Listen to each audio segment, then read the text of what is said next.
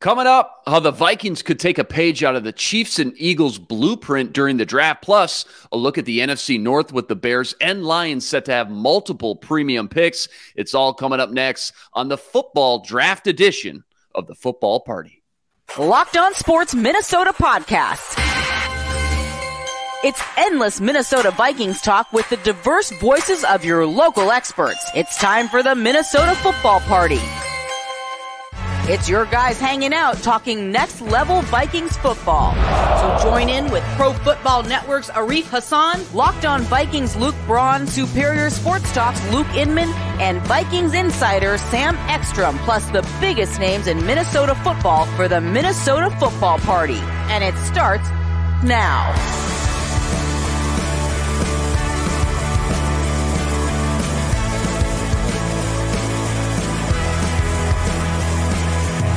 Back in the lab, another edition of the Football Party on the Locked On Sports Minnesota Network, your daily breakdown, everything Minnesota Vikings, which you can now find streaming on your Roku or Amazon Fire Stick devices. Just look out for and download our Locked On Sports Minnesota app there as well. That's Sam Ekstrom on Twitter, at Sam Ekstrom, co-host of the Ron Johnson Show every Monday, Tuesday, Wednesday. Sam, it's Tuesday again today. That means I'm taking over. We're getting into our weekly draft edition of the Football Party. I do want to talk about this blueprint the Eagles and the Chiefs have kind of laid out for the rest of the league and how the Vikings could do the same in this copycat league that we live in now. We got to talk about what's going on when the Chicago Bears try to trade that #1 overall pick, and the Lions, what are they doing with their 2 first-round picks? In fact, 5 picks in the top 80. But first, remember, every day I'm posting that new poll over on the Locked On Sports Minnesota YouTube page. So go smash that subscribe button. Leave us a comment. By the way, so close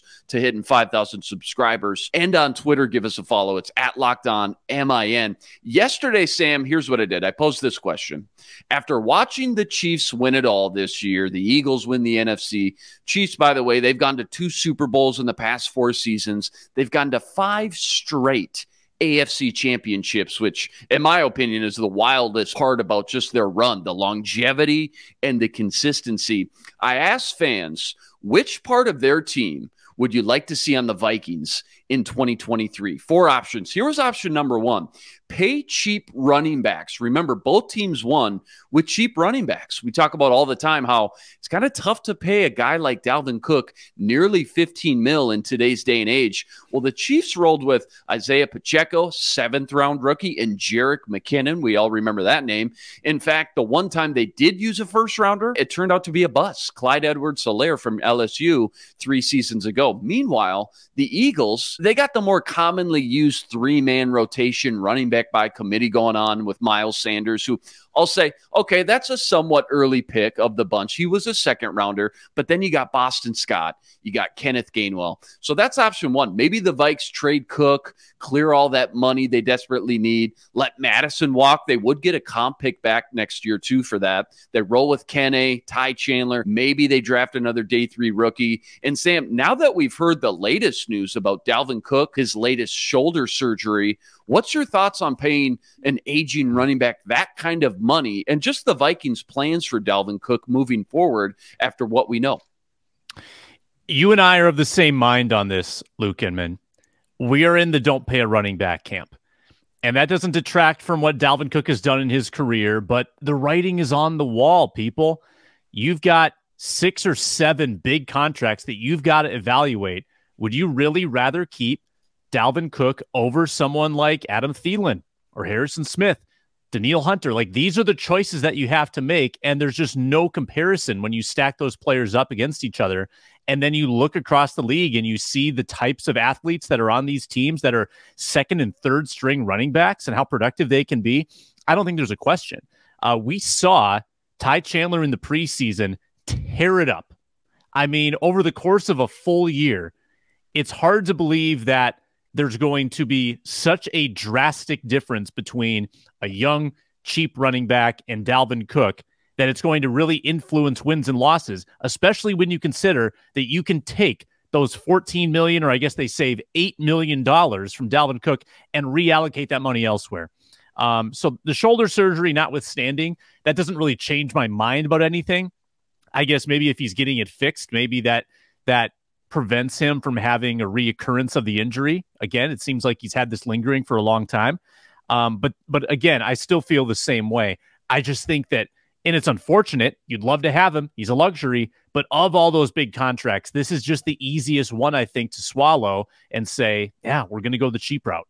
No, you're absolutely right. I mean, in the NFL, there's this thing. It's called the salary cap. You only get so much money to play with. This isn't MLB and baseball where big market teams especially can just hand out these blank checks and pay as much as they want. Teams have to cut corners somewhere on their roster eventually. And as the Eagles and Chiefs just showed us, cutting corners at this running back position isn't the end of the world. In fact, just from an efficiency standpoint, it may be the first position you look at when you do have to save some money. Option 2, upgrade the offensive line. Both the Eagles and Chiefs, I mean, they just live for building their trenches, specifically the offensive line. Howie Roseman constantly finding just legitimate starters on day 2 of the draft. And the Chiefs, we talked about this yesterday in the football party. Go check out that episode.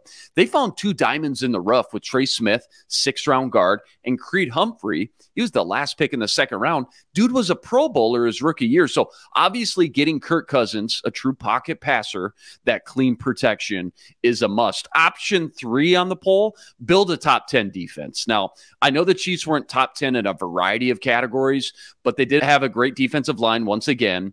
They nailed their draft with these not so much high ceiling guys, but safer high floor guys like George Karlaftis, Trent McDuffie, defensive back from Washington. And the Eagles, on the other hand, they had the #1 pass defense in the NFL, which was bred by the #1 pass rush in the league as well. Obviously, a huge catalyst for their success. Final option, I know it feels like an obvious one, but just getting elite play from your quarterback. And I don't think it necessarily means having an elite, flashy, big-name superstar quarterback exactly, or, a former top 5 overall pick, for example. What I more was trying to put out there and say, maximizing whichever quarterback you do put on the field and help elevate his play to an elite level where you've got a clear-cut top 5, top 6 kind of guy, because we always talk about Kirk as this borderline top 10 guy. Some people have him near the middle of the pack. Some have him just inside the top 10. If it was Kirk in 2023, then how do you get him to raise his play to the next level and play like a top-tier elite quarterback next season? Here were the results. This surprised me a little bit because once I put it out there, I figured everyone would just pick the elite quarterback as, their top. Elite quarterback came in not first, not second. It came in 3rd. You want to take a guess what the 1st and 2nd options were? Well, I know the results, so spoiler alert. And I was stunned by them. I was stunned by them, by exactly what you said, that elite quarterback play was not only not first, but a distant 3rd. Give them the results. Give them #1 and 2. Nearly half the vote, Sam. The people want a top 10 defense. They're sick of it. They're on the Flores hype train now. These people are smart, all right? They understand to go on a Super Bowl type run, having a top tier defense in December and January, it's a prerequisite. And 48% of the listeners want to build this defense back up to not just adequate or we can get by with, middle of the pack. They want this to be a legitimate strength of the team. 2nd place was upgrading the offensive line, 31%. That surprised me quite a bit as well. 4th place, only 7%, paying cheap money to your running backs. Honestly, that would have been near the top of my voting because you look at, again, the last 15 Super Bowl winners. Not one of them paid their starting running back more than $2.5 million base salary. I just think that speaks volumes with me. The money is just better used elsewhere, like the defense, and you can always find legitimate, serviceable tailbacks on day 2 and day 3. That's just what history shows us. That's the track record. So the teams that are still paying one workhorse back nowadays, 7, 8, 10, 12, let alone 14.5 mil like the Vikings are with Cook, I think those days are just in the past now because this new model shows us it's almost impossible to win the whole thing, to hoist the Lombardi with all your money tied up in such a, I guess I'll call it a watered down position nowadays. So there you have it. Remember, every day posting a new poll over there on that Locked On Minnesota YouTube community page. Go smash the follow button, go put in your vote, and go comment. Let us know what you think. All right. Coming up, we're getting into the Vikings draft day plans and how to take a page out of the Eagles and Chiefs blueprint, plus a look at the early picks the rest of the NFC North has. But first, a word from our friends over at FanDuel. More trade scenarios coming up after I tell you about FanDuel. It's the only app you need at your Super Bowl party, America's #1 sportsbook. Download the app now so you can bet on Super Bowl 57. FanDuel allows you to bet money lines, point spreads, and player props. It's safe, secure, and easy to use, and you get your winnings instantly. Join FanDuel today, FanDuel.com/lockedon. That's FanDuel.com/lockedon, the official sportsbook partner of the NFL. All right, Sam. So you look at how these two Super Bowl teams were built and how the Vikings can just learn a thing or two this upcoming offseason. I see two teams that, first and foremost, like I said, built through the trenches. Talked about their success drafting offensive linemen, their ability to hit on guys like Chris Jones and Jordan Davis on the other side, and more so their ability to recognize a failure and weakness when they miss. Go fix that need in the offseason with a big trade, perhaps. Chiefs needed a pass rusher. They didn't find one in the draft. What'd they do? They made a move for Frank Clark. Eagles, Howie Roseman, they swing and miss on Jalen Reagor, passed up on Justin Jefferson. What do? They don't sulk about it. They go trade for A.J. Brown the next offseason. You have to recognize your team's deficiencies and mistakes, and you got to move on as a GM and front office, I think, as quickly as possible. You just can't sit there and dwell and try to hope a player just magically transforms into something he's clearly not. Howie missed on Jalen Reagor, and after 2 seasons, he cut bait on his first-round pick. I mean, that's incredible, just self-awareness and just taking ownership of your mistakes. So when we look at this draft coming up, and obviously free agency always plays a big part in this, but where do you stand with the Vikings trench play as it stands now? Because as much as we talk about maybe going cornerback in the first round, Brian Flores in Miami, he actually used his first-round pick on a defensive lineman more times than not. Jalen Phillips, Christian Wilkins in 2019 and 2021. And after watching the Eagles and Chiefs, what direction or game plan do they need to go in the draft when addressing their trench play? Where are you at right now? Where do you stand on the Vikings offense and defensive lines? Well, the way that they've addressed the offensive line is kind of like the Eagles have, where they've gone after those guys high in the draft. The Chiefs just find them everywhere. The Chiefs get them day 1, day 2, day 3, and they hit it. They nail it. The Chiefs are unbelievable at drafting. Eagles went the high draft route, and so have the Vikings. Look at the way they constructed this line. Darisaw first round, Cleveland second, Bradbury first, Ingram second, O'Neal second. All right, there's your line. You're probably losing Bradbury, so you got to find a replacement there. Maybe it's John Michael Schmitz. But I'm into that. Like, I'm into the high offensive linemen. It is such a crapshoot to find them later in the draft unless you're incredibly lucky or skilled. I think that's a good approach. Now, this is a year where they've only got that 1 pick in the first 2 rounds, so you have to use it very wisely, and maybe you take a different approach to it. But in general, I like that on offense. Now defense, I think you can find some edge rushers in those middle rounds. The Vikings have had a lot of success doing that over the years. And let's be honest, Luke, of Za'Darius Smith and Danielle Hunter, I think we agree we'd like them back. They both might be back this year, not a guarantee, but they're probably not going to be both around long-term. They may have to choose one at some point, and I think it'd be Danielle Hunter, but they're not going to have those dual edge rushers forever. They're losing Dalvin Tomlinson most likely. They don't have a real stalwart in the interior. So I think they actually badly need to add to their defensive side of the trenches. There's a lot of those interior defensive linemen that are kind of flexible early in this draft. We're going to talk about a couple of them here. But I think they need edge depth too. DJ Wanham and Patrick Jones don't strike me as players that are going to be extended on this team. I think they play out their contracts and move on. And in DJ Wanham's case, that's in his final year right now.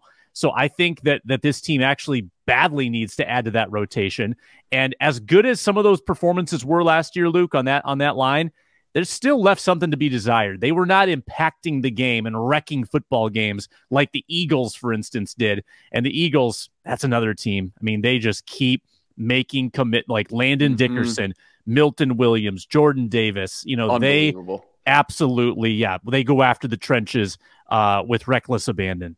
Yeah, Kwesi's in a really tough spot when you look at this interior offensive line. Obviously, you got the two stalwarts, the two bookends on the outside. But first of all, I don't even know if they're going to be able to bring back Garrett Bradbury if they want to. And if you don't, then you almost pigeonhole yourself into taking John Michael Schmitz, for example, the Gopher center you brought up, with your very first pick. And that's just not something that it just doesn't really get fans jacked up or excited, to be honest, even though we love this guy as a prospect from what we've seen so far on tape and what we saw at the Senior Bowl. Then what's really troubling is you just used a second-round pick on a guard in Ed Ingram. And, you know, he showed some flashes. That was clear. A ways away yet, Sam, from being like a dependable, consistent starter, if ever. Like, we still don't know. Like, you just don't know right now what you're getting with Ed Ingram next year, 2 years down the road. So if you really go back to the well and use another early pick on a guard, you're basically admitting, hey, we messed up. But again, that goes back to the blueprint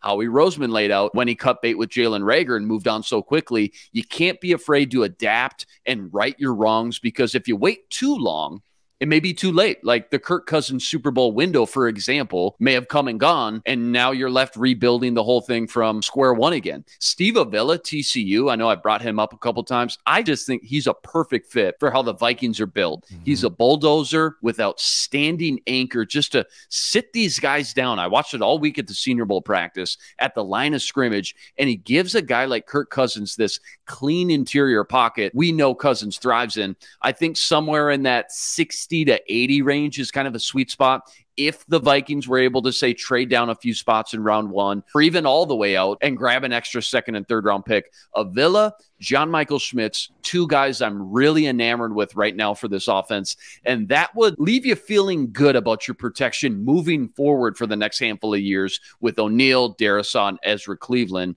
kind of as those pillars of that unit. Defensive side of the ball, real quick, you kind of touched on it.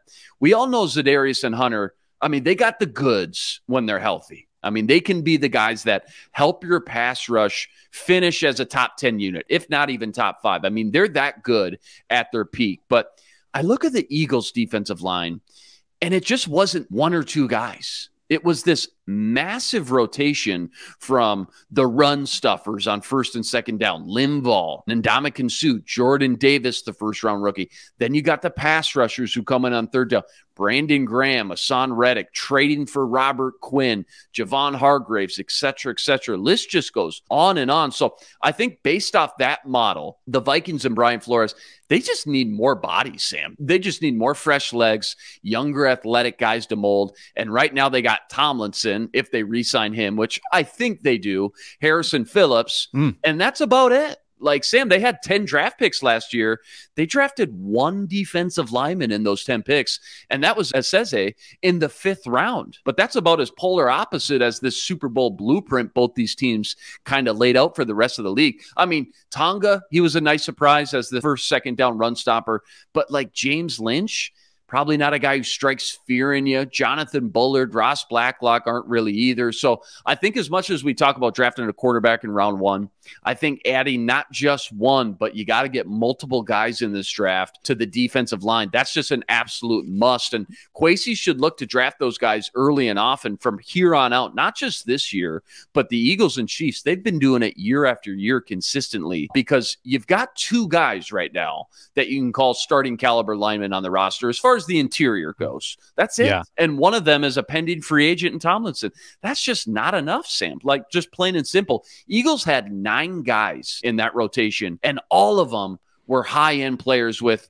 maybe unique specific skill sets in their identified role. Oh, we talk about Pittsburgh defensive tackle Kalaji Clancy a lot last week. Game wrecker on the inside. Undersized. I know he's small, but ultra quick, violent hands, uses that kind of short stature almost to his advantage, wins with his pad level, disrupts the timing of the quarterback on a consistent basis, always in the backfield. That's who I'd really love to see if they do stay put at pick 23. Another guy we need to start discussing is Clemson's Brian Brzee. This guy, if you looked at mock drafts last year, he was going in the top 5. Not top 10, not top 20, top 5. He was a game changer, 5-star recruit coming out of high school, highly coveted. Then he tears his ACL in 2021, only plays 4 games. Okay, that happens.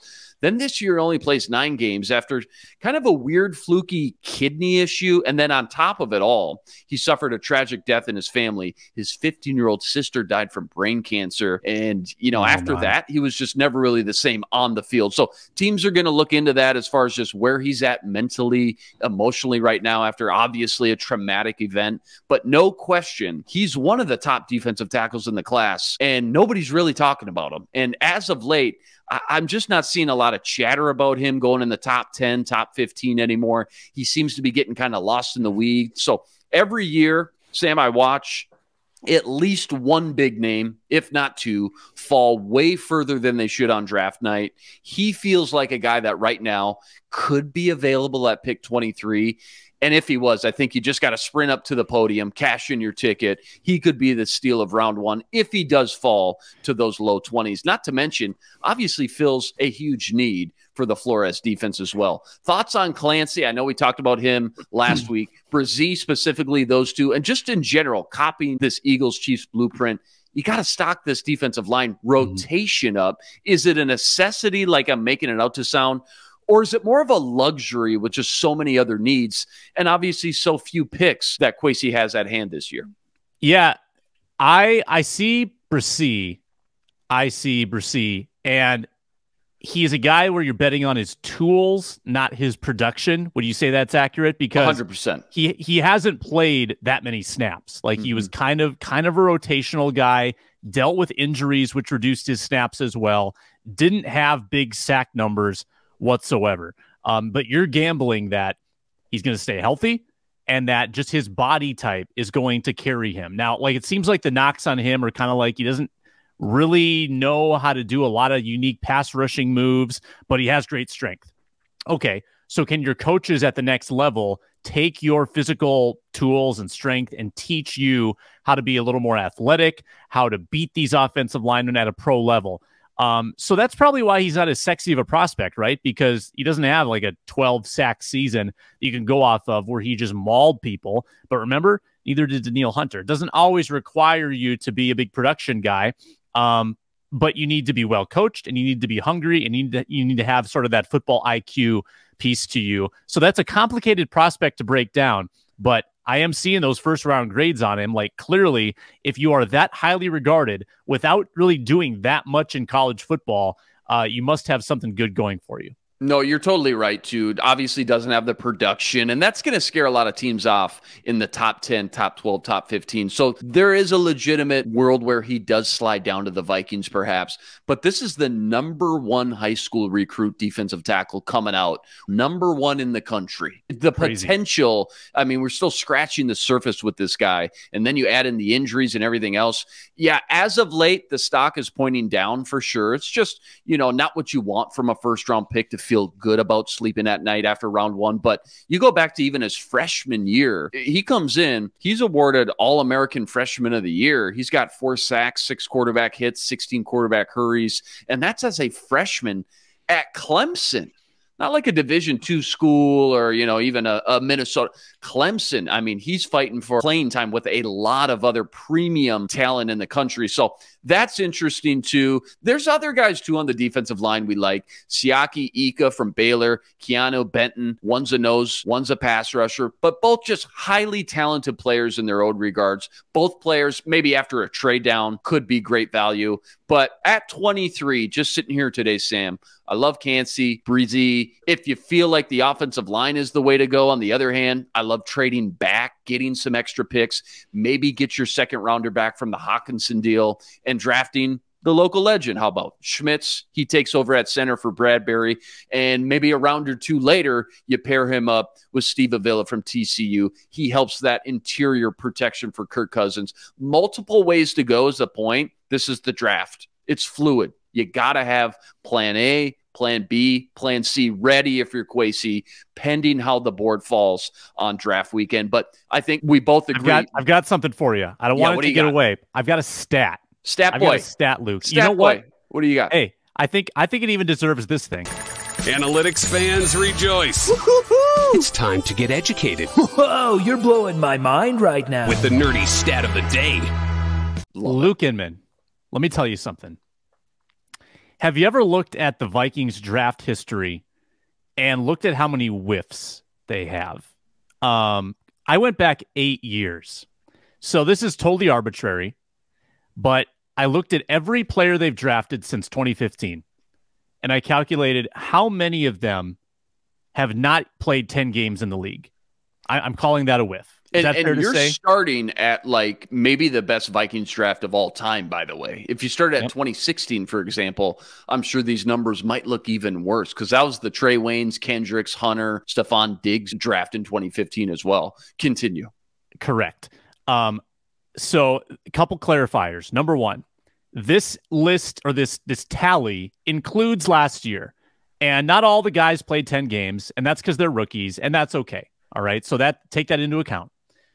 Total 25 Vikings players since 2015 that they've drafted haven't played 10 games in the league. Now that includes guys like so a Daniel Carlson, for instance.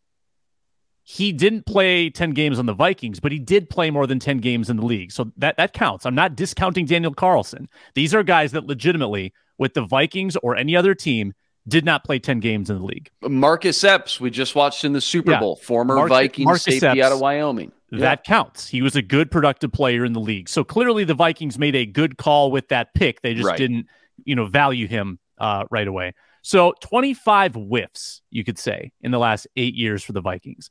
Guess how many whiffs the Chiefs have in that time? So the Vikings had 25. Obviously, we know how well the Chiefs have drafted as of late. I'll say, let's cut it in half. Let's start there. 12 or 13? The Chiefs have 6. Wow. 6 guys that weren't productive enough to play 10 games in the league. One of them was a rookie last year, so we'll forgive him.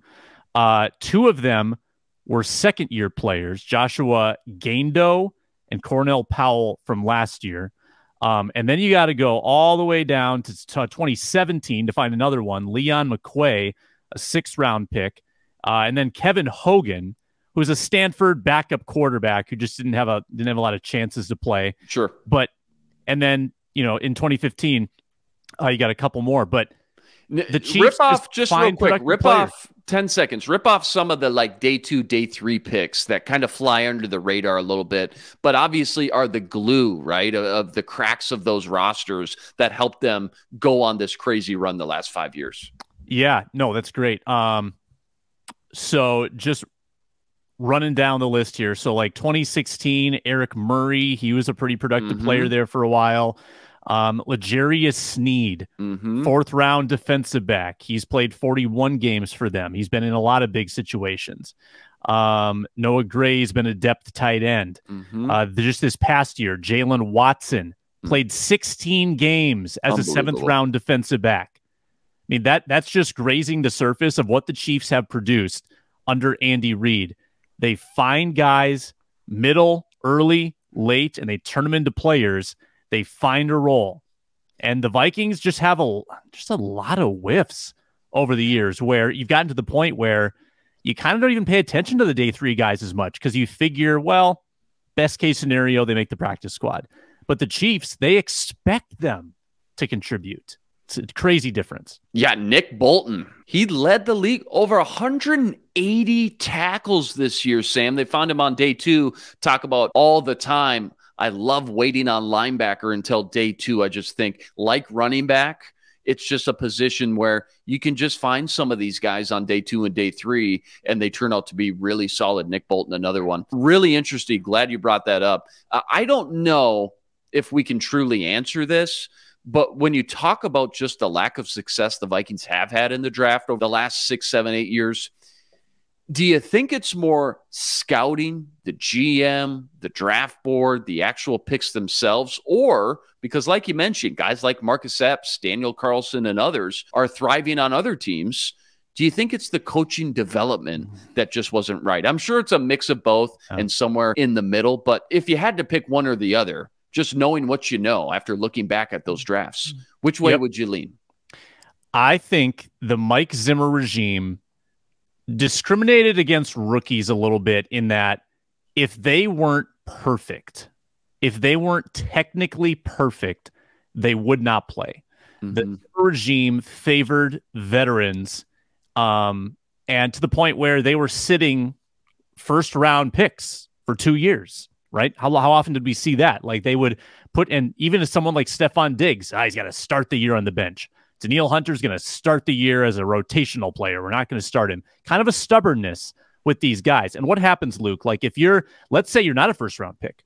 Let's say you're a fifth-round pick. If you sit on a roster for 2 years and aren't given a chance, you become damaged goods. It's hard for you to latch on anywhere if you have that on your resume. And I think that's probably inhibited the careers of some guys who sat in Minnesota, bided their time, waited for an opportunity, maybe had to get cut like in a roster move, and then just weren't able to latch on anywhere else. I think that probably restricted the progress of a lot of young guys. No, very well said. All right, let's transition over to the division as a whole, because here's the deal, Sam. This is a huge draft coming up that's going to shape the NFC North for years to come, because the Chicago Bears currently hold the number 1 overall pick. The Detroit Lions are picking twice in the first round, once at 6, another at 18. They got 5 picks in the first 80 selections. And the Packers, nobody's really talking about this. If they were to trade Aaron Rodgers, you got to assume they would have multiple first-round picks as well. Meanwhile, the Vikings, womp, womp, womp, womp. 5 picks, Sam. No second-rounder. I mean, unless they make a trade, they'll have to wait from pick 23 all the way to pick 88. It's not a great situation for the Vikings when you look at the lack of draft capital they have. And then, of course, teams like Ryan Poles and the Bears, the Lions, and possibly the Packers as well, how much ammo they're going to have going into draft night. Let's start at the top, though, with Ryan Poles, because normally this number 1 pick, it's almost always reserved for a quarterback. Well, the Bears are rolling with Justin Fields, as they should, in my opinion. He's shown enough to warrant that decision. So Ryan Poles is going to be the most popular guy in town on draft weekend, because everyone's going to be kicking down the door, trying to get up to that number 1 spot to grab one of these top quarterbacks, Bryce Young, CJ Stroud, Will Levis. And you just look at this from a pure supply and demand. You've got the Texans, Colts, Panthers. They all have to take a quarterback in the top 10. Then a handful of wild card teams like the Jets, the Falcons, the Raiders, the Bucks, the Saints. Those are all teams who could trade up for a new young signal caller as well. And then below them, you even got teams like the Seahawks, the Lions, the Titans, the Commanders. They could all be looking for their next young kid to groom as well. Dude, that's like half the league I just named. I mean, it's insane. So Ryan Poles, I know, doesn't want to trade out of the top 5 because he wants to make sure he lands either Will Anderson or Jalen Carter, 2 blue chip defenders, or else you go through, kind of this big drop off in talent. So my question is, as a Viking fan, Sam, what do you hope the Bears do with that first pick? And also, I guess I just named half the league in the market for a quarterback. Should the Vikings be in that list as well as they plan for life after Kirk Cousins, who, as of now, will be a free agent in 1 more season? The answer to that question is no. The Vikings don't have the flexibility asset-wise to give up future firsts. I mean, they just, to move up that far, the cost that would require, that would inhibit your rebuilding plan so badly that I would not be in favor of it. I mean, but if you hit on one, it would mask a lot of those problems. We know one good quarterback can alleviate a lot of other problems. Those kind of go to the wayside a little bit, but I'm playing devil's advocate. Of course, I hear what you're saying. Maybe not the draft to do it with so little ammo, sitting with pick 23. Yeah, and I appreciate your devil's advocacy as well. I think that there's such a risk involved. It would be so gutsy, and you'd have to be so sure. But going after someone like a Young or a Stroud, it's probably a better gamble than other years. Let's just put it that way. I think as a Vikings follower, the most comfortable thing that could happen would be that the Bears just use the pick and not on a quarterback, right? That's what you want them to do, because you don't want them to get a generational QB. Like, even if they did try to replace Fields, I think that would still be, there'd be an element of, did the Bears just find the guy? I think there's still question whether Fields is the guy. He can run really well, but he also takes 1 million sacks and has no weapons in the passing game right now. So we don't know how he is as a passer. I think the logical thing is for them to trade the pick. Now, if they trade the pick, Vikings fans are, again, crossing their fingers. Please not in the NFC. Please not in the NFC. Please do it outside of the conference. Because right now, Luke, as it stands, Kirk Cousins might be a top 2 or 3 quarterback in this conference. Think about it. Brady is gone. Rodgers is likely traded or retired. Brock Purdy is hurt. Dak Prescott regressed a lot this year. Matthew Stafford regressed a lot this year. Kyler Murray is hurt. Like, who is a threat to Kirk Cousins in the NFC right now besides Jalen Hurts and the Eagles?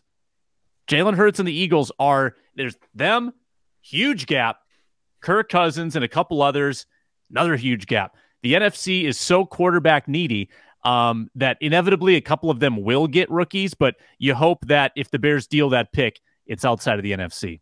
You make so many great points. This is not the year probably for the Vikings to try to move up, trade the farm to go find that next young quarterback. You already don't have a lot of draft picks to start. You're picking at 23. Again, pure supply and demand. You're going to be in a bidding war with a lot of, not just one team, a lot of other teams. But I will say just in general, Kwesi and KOC, they'd be foolish if they're not looking long and hard at drafting a quarterback every year, in my opinion, because what we just talked about the first 15 minutes of the show, the Eagles and Chiefs blueprint.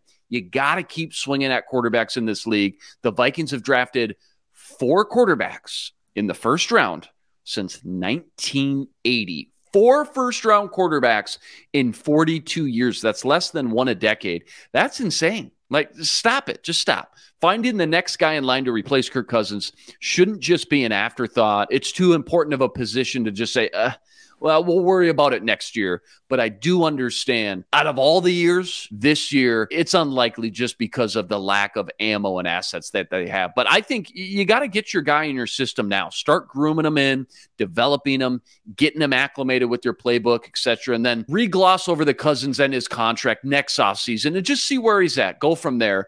And I know guys like Young, Stroud, Levis, they're going to be long gone. And more than likely, probably Anthony Richardson from Florida too. But there's still one more guy I'm really falling in love with early on here in this process. The dude from Tennessee, Hendon Hooker. I know I brought him up already, but I get it. He's old. He'll be 25. He's coming off an ACL. But that's probably the only reason he could still even be there at 23. Maybe you don't even have to trade the farm and move up. That would just be a gift from the draft gods, because any other draft, or if he was healthy, or let's say he was 21 or 22 years old instead, I think he'd be a lock top 10 pick any day of the week. So I know that's a conversation for another day, but I just think we as just a fan base got to start thinking about warming up to the idea of taking more swings on the next young quarterback for the future and follow that Eagles and Chiefs blueprint, because Jalen Hurts was no sure thing. And look at how they developed him. They surrounded him with talent. Every team had a chance to draft Jalen Hurts. They didn't, including the Vikings. Patrick Mahomes was far from a lock when the Chiefs drafted him in 2017 after Mitch Trubisky, after Deshaun Watson. Why can't the Vikings do something similar and start grooming the next guy in line, start taking those gambles? That's all I'm trying to say here, Sam. And if Hendon Hooker, if he's even there at 23, I just think that would be an ideal guy to play in a KOC offense with guys like Jefferson, Hawkinson, KJ Osborne, maybe Dalvin Cook, etc. And I'd really love to start thinking about that idea as we move forward into April and get closer to the draft. But back to the Bears here. Look, as a Viking fan, you nailed it, Sam. That's the dream scenario. The teams like the Texans, the Colts, the Panthers, they realize they're just bidding themselves up. They get together and say, let's not drive the price up on one another, and let's force the Bears to stay put and draft a guy at number 1. That's the dream. The Bears can't get a deal done. Ryan Poles misses out on a huge opportunity to stockpile extra draft picks. He's forced to take Will Anderson or Jalen Carter there at number 1. The next best thing, I think, would to see them trade down maybe 1 or 2 spots too far. Let's say to 7 to the Raiders, 9 to the Panthers, and miss out on either Anderson or Carter, because I promise you, you do not want either of those guys in the division for the next 10 years. They are can't-miss blue chip prospects. They're game changers. So Ryan Poles maybe getting too greedy, missing out on them after a big trade down. That would be plan B as far as just the ideal dream scenario here for Vikings fans. Real quick as we wrap up, how about the Lions? They got pick 6, pick 18. They're loaded again. crushed last year's draft. What don't you want to see as a Vikings fan when it comes to the Lions using all that early ammo? Yeah, Lions could be loaded, man. I mean, that offense is already pretty scary.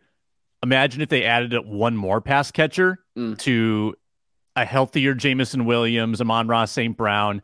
That offense could be top 10 in the league. But then on the other hand, the defense is what held them back. I mean, they're having the same conversation as the Vikings are having about the Vikings defense holding them back. Well, the Lions are right in that same boat. The Lions could have been a double-digit win team with even a respectable defense. So if they just add to that secondary group, again, I don't know if that helps them this year as much as, say, a wide receiver would. Like a wide receiver could make them really dangerous this year, regardless of how bad the defense is. But long-term, you worry about them figuring out that defense.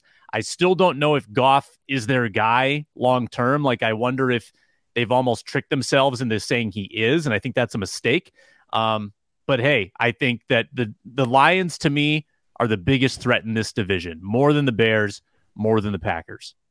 Yeah, no, you're totally right. Here's the absolute nightmare scenario. The Bears trade down to 4 with Chris Ballard. You got to remember, Chris Ballard and Ryan Poles used to work together. There's already a pre-existing relationship there, so it makes sense. We watch quarterbacks go 1, 2, 3. Bears get one of Anderson or Carter, and then here's where it gets tricky. Here's where it gets a little weird. The Seahawks at 5 do something wild and take Anthony Richardson to groom behind Geno Smith, because then not only do the Vikings have to worry about who the Bears just picked, but the Lions at 6 will be sprinting to the podium for whichever one of those top 2 defenders is left. And now the NFC North just added the best 2 defensive linemen in the entire class. And now we got to figure out how to stop them 4 times a year for the next decade plus. That's the nightmare of just all nightmares nobody's really talking about, because the Lions are very close. If somebody in the top 5 does something goofy, then one of those 2 blue chip defenders might fall in the Lions' lap. Nobody wants that, I promise you. And it may, again, just seem far-fetched now, but I promise you on draft night, plenty of more wilder things have gone down, so it's not out of the realm of possibilities. More realistically, they'll probably go cornerback. Christian Gonzalez, Oregon. Devin Witherspoon, Illinois. Team up with Jeffrey Okudah. The real wild card of this entire round 1, though, Sam, where does Bijan Robinson go? Could the Lions let Jamal Williams walk and draft the best running back prospect we've seen since Saquon Barkley at number 6, or maybe even number 18? That's going to be something to watch very, very closely. Bottom line, though, Bears and Lions, they're just loaded with picks, man. And if the Packers do trade Rodgers, you would assume they will be too. So look for a lot of just new, young, emerging talent entering the NFC North next season, while the Vikings and Kwesi, they just got to figure out how to make do with what little picks they've got, or they got to find a trade partner to move back, stock back up. I can't wait to see how it all shakes out, Sam. 10 more weeks to break it all down, Sam. I love these Tuesday draft episodes with you in the meantime. I just got to say, I love it. Oh, it's so fun. And you teach me something new every single day. Appreciate you, man. Stop it. Stop it. All right. Before we get too cheesy, get a little too weird. All right. That's a wrap today. It's Valentine's Day. That's right. Fair enough. All right. I'll give you 1 day. This is it. All right. Remember, like, rate, review, and subscribe to the YouTube channel. Join us every day for another episode of The Football Party, your one-stop shop breakdown of everything Minnesota Vikings. Remember, we're a podcast too, free and available, all platforms. Subscribe, drop us that 5-star review, and find us now streaming on your Roku or Amazon Fire Stick devices. Just look out for our Locked On Sports Minnesota app there as well.